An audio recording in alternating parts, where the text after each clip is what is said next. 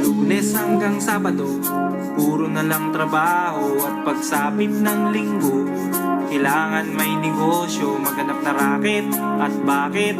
Para laging may laman ng aking wallet. Ang pangit ng laging nakasabit. Bitin sa hangin ang bukas pag walang makain. Wag na akong tanungin kung may bigas pang isasaing. Sakit na isipin, taas na ng bilihin. Pilitin mong abutin, kita mo makakaraos din. Oh yeah, oh yeah. Nung una, inyo pa kayang naaalala, sa hahe-ho meron akong ibinibenta. Special offer dahil